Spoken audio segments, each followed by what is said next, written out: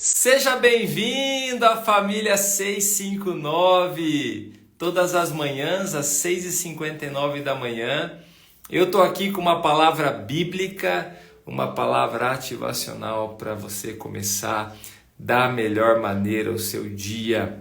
Quero desejar para você aqui um bom dia, que Deus abençoe você e a sua casa. Eu declaro sobre você hoje uma manhã extraordinária, que a presença de Deus possa vir sobre você, possa renovar a sua vida, renovar as suas forças, que o Espírito Santo venha sobre você de uma maneira sobrenatural, que você seja tocado por Ele hoje, seja curado se você está enfermo, você receba uma palavra de direcionamento, você receba uma palavra profética sobre a sua vida. Eu abençoo a sua casa, a sua família, que a palavra, ao nós abrirmos a palavra hoje, ela venha saltar e entrar no seu coração e conduzir a sua vida, em nome de Jesus. Um bom dia para todos aqui que estão chegando, vamos ver quem está chegando aqui. Hoje nós temos um convidado especial, vou já chamar ele aqui para estar com a gente. Nos abençoando, pastor Gerson, pastor da Nova Igreja Batista de Cascavel, um homem consagrado a Deus, um grande amigo aí que a gente tem se aproximado, tem sido uma bênção. Glória a Deus, né, pela vida de vocês também que estão chegando aqui com a gente. Dá um bom dia aí para a família 659, coloca nos comentários aí, bom dia. Vamos fazer subir muitos bons dias aqui. Vamos clamar aqui pela presença de Deus. Vamos pedir a bênção de Deus sobre a nossa vida, em nome de Jesus. Senhor, muito obrigado por essa manhã, nós te agradecemos. Senhor, eu quero te agradecer de todo o coração, pedir tua bênção sobre essa manhã, que o Senhor venha conduzir o nosso coração, abençoar, Senhor Deus, nesse momento, a vida de cada pessoa que está aqui com a gente. Que o Senhor venha ministrar profundamente o nosso coração, Senhor. Senhor, consagramos a nossa família, a nossa casa, consagramos o nosso lar. Pedimos ao Senhor, Pai amado, também que nos livre de todo mal nesse dia. Cada pessoa que está chegando, as que estão aqui hoje pela primeira vez, as que participam, que elas sejam impactadas pela Tua Palavra. Em nome de Jesus. Amém. E aí, pastor Jefferson, deu tudo certo? Meu amigo, tudo bem? Olha o que é a vida de uma mulher na vida de um homem, né? Rapaz, ela me socorreu aqui nos 44 do segundo tempo. Ô, pastor, o pessoal aqui na região fala assim, o inimigo é sujo. O inimigo é sujo, ele se levanta. Glória a Deus, deu tudo certo, né? Eu me enrolei aqui, deu um errinho aqui, mas tá tudo certo. Não, mas o celular faz dela parte aqui. da tecnologia, faz parte. É assim mesmo, vamos aprendendo cada dia um pouquinho. Vamos lá. Pastor, eu estou muito feliz de receber o senhor aqui. Ontem o Ronan estava com a gente aqui também, o pastor Ronan, foi uma bênção. Ah, legal. Já fiz a maior propaganda aí do senhor, que o senhor estaria com a gente hoje, né? Pastor Jefferson aqui, meu querido, é um grande amigo, parceiro, é um homem muito consagrado a Deus, uma igreja muito abençoada aqui na cidade de Cascavel, muito dedicado à missão, um homem chamado por Deus, a ele e a sua família. Eu já conheço os testemunhos dele, né? Então por isso que eu estou dizendo. A equipe dele também, os irmãos, os pastores que estão com ele são muito especiais. Tenho certeza que nessa manhã todos vocês serão muito abençoados por Deus através da palavra. A palavra vai, com certeza, alimentar você, fortalecer você. Então, bom dia, pastor Jefferson. Amém. Seja muito bem-vindo, viu? Obrigado pela oportunidade de compartilhar com vocês esse espaço. É uma alegria estar com você, Fernando, sempre uma inspiração para nós. E sempre recomendo a Igreja Metodista de Corbélia para as pessoas, alguns irmãos que são daí, alguns irmãos que saem de Cascavel, vão morar em Corbélia. Nossa, acontece isso também, pastor? Acontece. Ô, louco! Acontece. Olha que legal. A cidade vai crescer, então. Tu sabe que a gente tem um amor por essa cidade, né? Uma vez Sei. eu e a Claudinha, a gente entrou em Corbélia, a gente começou a orar por essa cidade e a gente tem um carinho por essa cidade e eu creio que a igreja de vocês é uma referência aí, é uma bênção para essa cidade. A gente Obrigado, sempre ouve pastor. falar o que Deus tem feito aí. Amém. Glória a Deus. Amém. Pastor, agora eu vou deixar o senhor bem à vontade com a palavra. Uhum. O senhor fica à vontade para compartilhar, ministrar. Aqui está Amém. irmãos de tantos lugares, tantas cidades, tantas regiões do país, Uhum. mas pessoas que estão sedentas pela palavra e querem se fortalecer no Senhor, Amém. seguir Jesus. Então, está contigo a palavra aí, pastor. Amém. Vamos orar primeiro? Vamos. Pai, obrigado por essa oportunidade aqui com o pastor Fernando e outros irmãos. Nós pedimos aqui a tua bênção nessa palavra, que teu Espírito Santo nos guie a toda a verdade, nos dando discernimento e entendimento. Que o Senhor nos abençoe em nome de Jesus. Amém. Amém. Então, eu quero compartilhar com vocês um texto, e o tema dessa palavra é: uma guerra não se vence sozinho. E o que eu quero trazer com isso é que, na verdade, a vida com Deus, a vida cristã, ela não é isolada, ela não é sozinha. E Deus, na verdade, ele usa pessoas. Ele pode fazer um milagre como ele quiser. Ele pode salvar alguém lá no seu quarto, numa oração, numa entrega. Ele pode fazer um milagre para uma pessoa isolada. Mas eu vejo muito Deus usando pessoas para cumprir um propósito dele, para abençoar vidas. E aí entra a importância da igreja. Onde você vê na palavra de Deus, por exemplo, no Novo Testamento, mais de 50 passagens escritas ali uns aos outros, onde um deve amar os outros, suportar os outros, encorajar uns aos outros, ajudar uns aos outros, suportar, então edificar uns aos outros, perdoar uns aos outros. Então você vê no Novo Testamento o tempo todo Deus encorajando a gente viver numa comunidade, num relacionamento, né? Por isso que lá em Provérbios 18 fala: aquele que se isola se rebela contra a verdadeira sabedoria. Então, o processo de Deus na edificação, na transformação de uma pessoa, vai exigir de nós uma comunidade, um relacionamento. E também o processo não só de transformação, e em todas as áreas, transformação na área de caráter, edificação, milagres, bênçãos de Deus, os processos de Deus, Deus usa pessoas. Eu quero compartilhar um texto que está em Êxodo 17, de 10 a 13, é um texto muito conhecido, onde Moisés aqui está guerreando contra os amalequitas.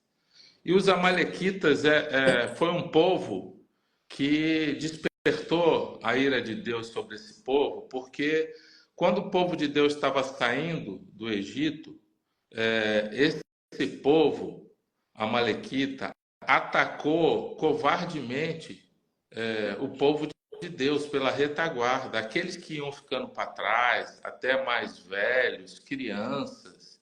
Esse povo atacou covardemente o povo de Israel por trás, pela retaguarda, e isso Deus falou: olha, vai chegar a hora que eu vou acertar a conta com esse povo. E esse povo, na verdade, eles são descendentes de Esaú, de Amaleque. Amaleque era um neto de Esaú. E esse povo era um descendente de Esaú. A gente sabe da história de Esaú, Jacó, né? Esaú abriu mão da primogenitura, quebrando o princípio de Deus, e toda essa geração teve muitos problemas. Mas, enfim, os amalequitas se tornaram, mesmo eles sendo descendentes de Jacó, eles se tornaram grandes inimigos ali do povo de Deus. E Moisés, então, acabou recebendo essa missão de Deus de guerrear contra os amalequitas. E então Josué vai com essa missão. Eu vou ler o texto aqui. Josué foi então lutar contra os amalequitas conforme Moisés tinha ordenado. Moisés, Arão e Hur, porém, subiram ao alto da colina. Enquanto Moisés mantinha as mãos erguidas, os israelitas venciam. Quando, porém, os abaixava, os amalequitas enquanto Moisés mantinha as mãos erguidas, os israelitas venciam. Quando, porém, os abaixava, os amalequitas venciam. Então, quando Moisés estava com as mãos para cima, os israelitas venciam. Quando abaixava, ele começava a perder a guerra. Os israelitas e os amalequitas venciam. Quando as mãos de Moisés já estavam cansadas, eles pegaram uma pedra e colocaram debaixo dele, para que ele se sentasse. Arão e Hur mantinham erguidas as mãos de Moisés, um de cada lado, de modo que as mãos permaneceram firmes até o pôr do sol. E Josué derrotou o exército amalequita ao fio da espada.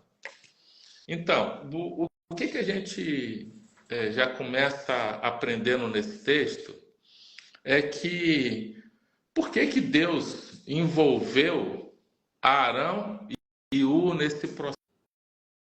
Será que somente Moisés ali, estando orando, não seria suficiente? Então, eu creio que é algo profético aqui. As mãos levantadas, o povo guerreando e Moisés lá como líder, abençoando aquele trabalho, né? Aquela missão difícil de uma guerra. Uma guerra é muito difícil. Uma guerra envolve muita coisa, envolve vidas. E ali Moisés clamando por aquela vitória, mas ao mesmo tempo dependendo da ajuda de Arão e Hur, quando eles tinham que ficar segurando a mão um do lado do outro ali, um de cada lado segurando a mão do líder. Então, isso também fala em relação ao líder, da importância do líder ter homens comprometidos, né, do seu lado, homens que vão dar o suporte, homens que vão encorajar, homens que vão abençoar, homens que estão comprometidos com a missão.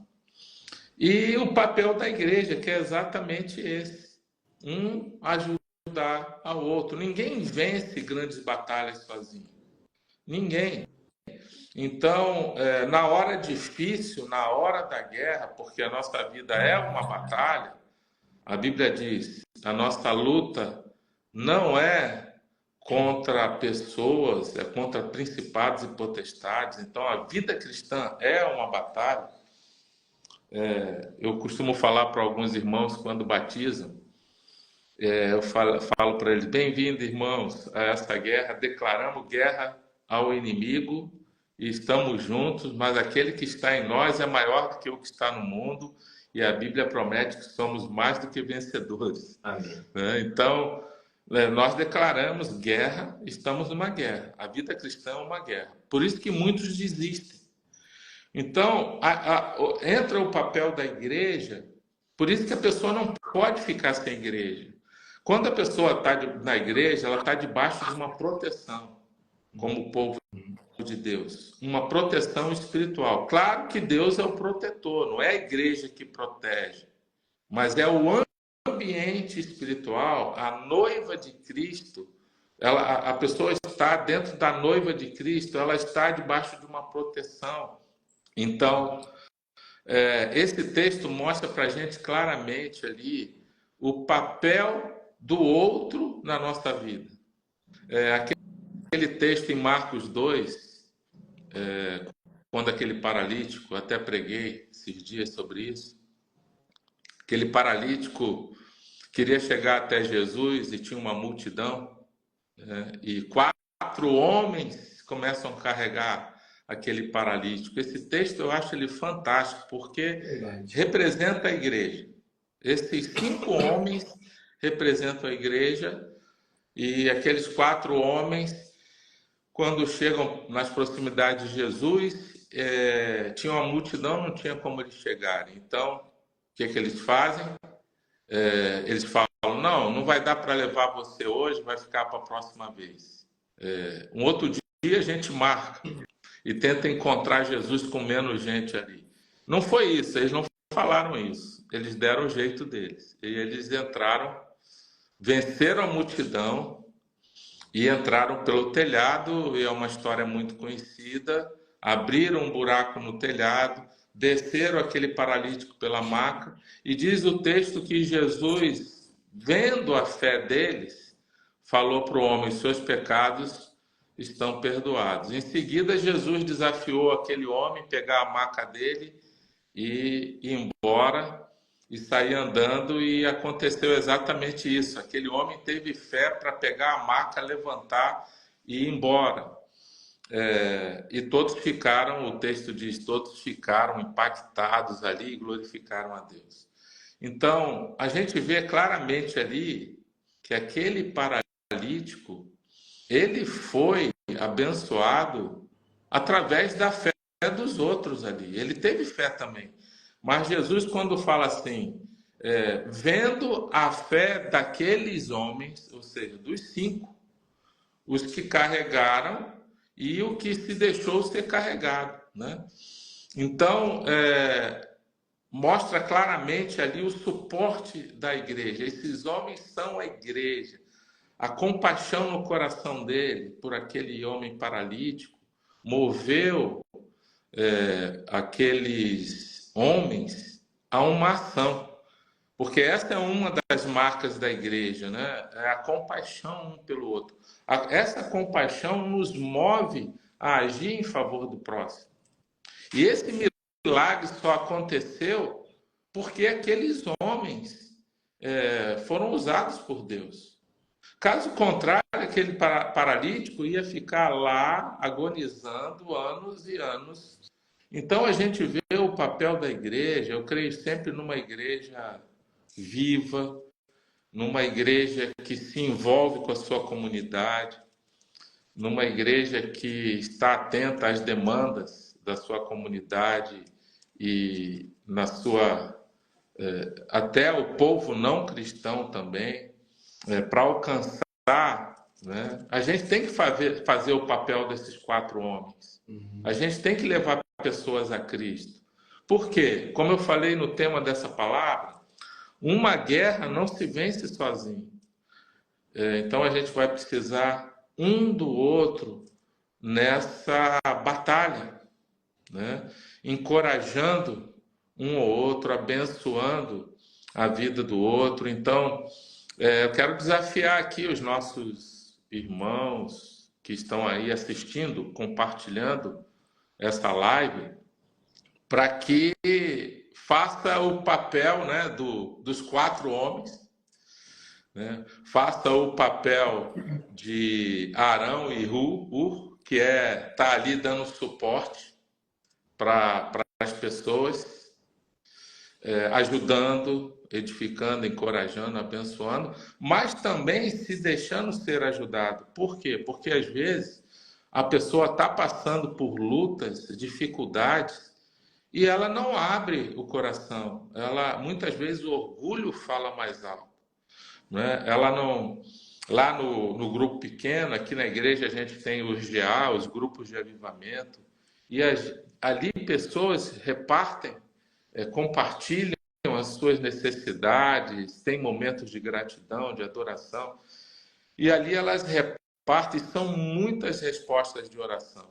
Compartilham, inclusive, lutas e fraquezas, porque a Bíblia diz para a gente confessar os nossos pecados, as nossas culpas, uns para os outros, e orar um pelos outros para que sejam sarados, porque a oração do justo é poderosa e eficaz. Então a gente vê Deus falando: poxa, o meu pecado, a minha fraqueza, A solução, muitas vezes, está no outro, não está em mim.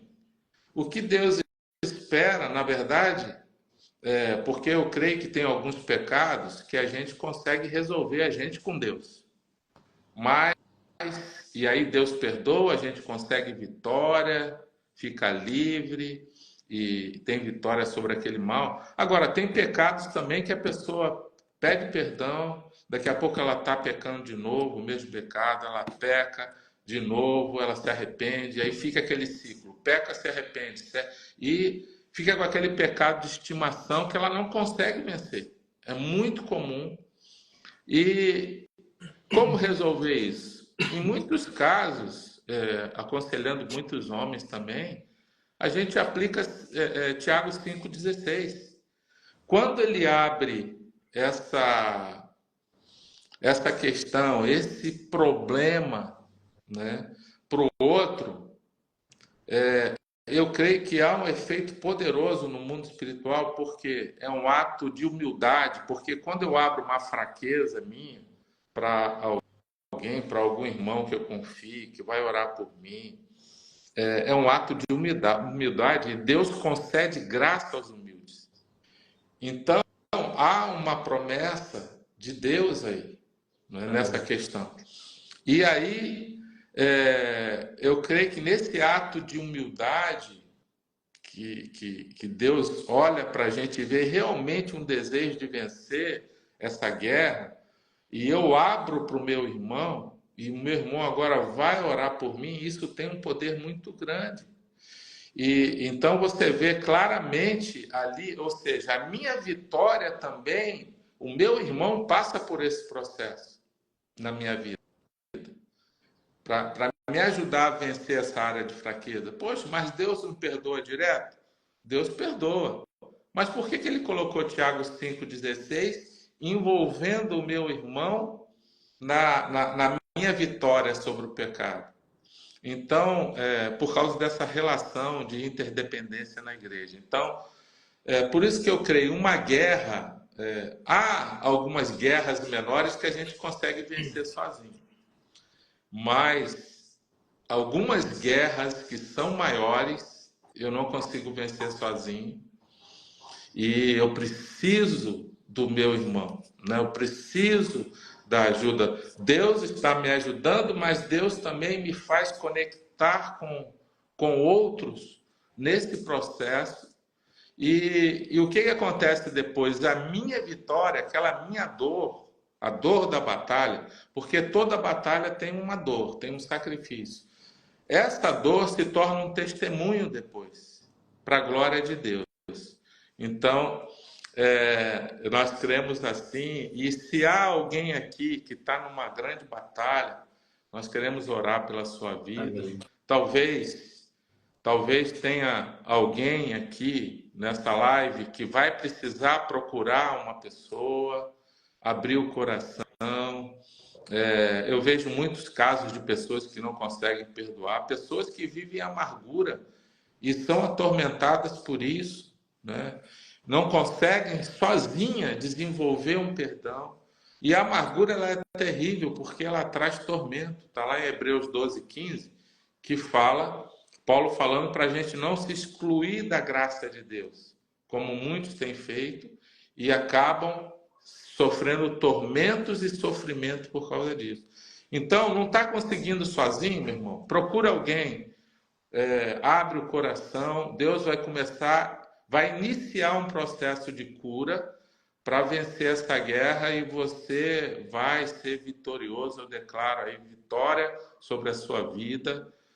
Tem muita gente que tem problema com pai e mãe, muita gente, pessoas que estão há muito tempo no Evangelho, muitos até pensando que são curados, sarados, mas às vezes tem problema com pai e mãe e abrem aí uma legalidade, tem um ressentimento, às vezes não é com pai e mãe, mas é com outra pessoa, com um líder, né? E precisa ser resolvido isso, né? Então, se houver alguém aqui, se você não estiver conseguindo sozinho, procura ajuda, procura um irmão de confiança, onde você vai abrir o coração, vai orar por você e Tiago 5,16 vai se cumprir na sua vida. Amém. Amém? Amém, pastor. Glória a Deus. Vamos orar. E antes da gente orar aqui, os irmãos, né, são tantos, de tantas cidades. Se você quiser colocar aqui o nome da tua cidade aqui no comentário, coloca só para a gente se localizar aqui com você. Mas eu quero dizer algo para você. Aqui tem pastores, aqui tem líderes, aqui tem irmãos que estão servindo o Senhor. Seja um desses 4 homens na vida de alguém hoje. Né? Seja um desses 2 homens que seguraram os braços de Moisés. O Moisés é o seu líder, é uma pessoa que está ali junto com você, é o teu pastor. Então, segura os braços dele em oração. Às vezes, você está precisando, nesse momento, se posicionar. Às vezes, tem gente que só quer ser o Josué, só quer ir para a batalha. Mas você lembra que Josué perdia a batalha quando Moisés abaixava os braços. Então, eu gostaria que você, nesse momento, também...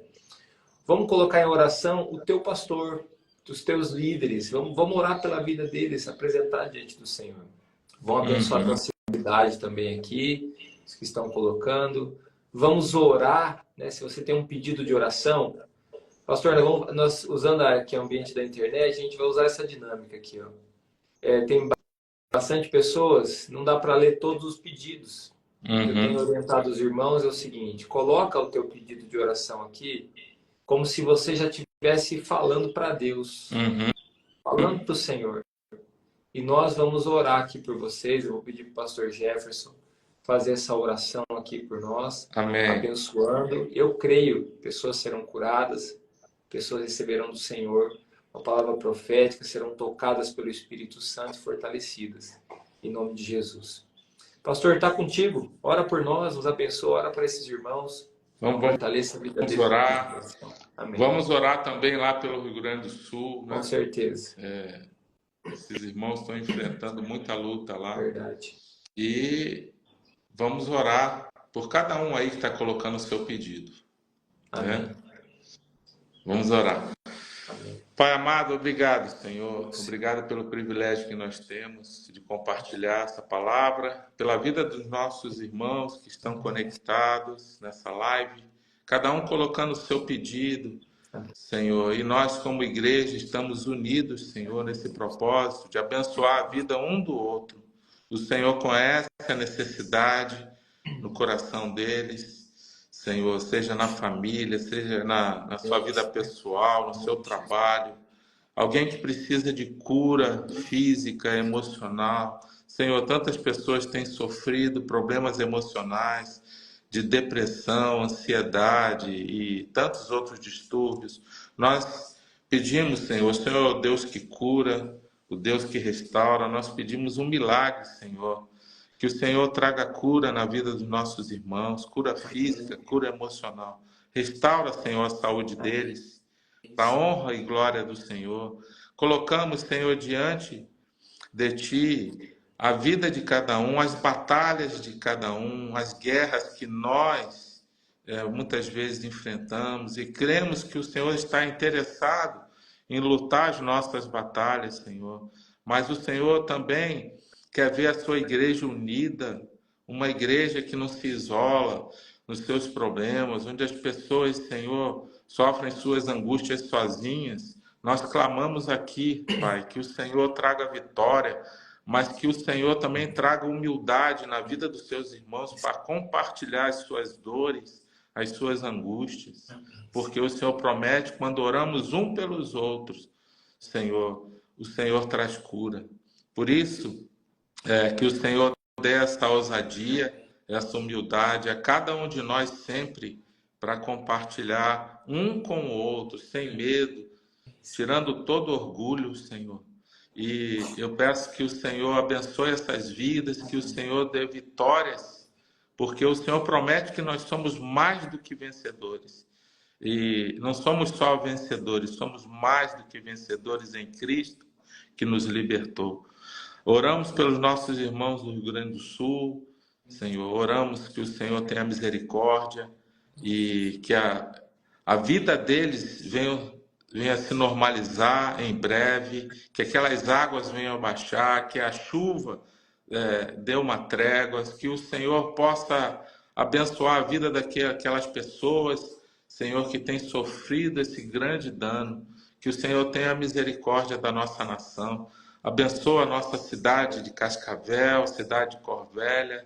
Queremos ganhar muitas vidas para Jesus, essa é a nossa missão, a missão da tua igreja.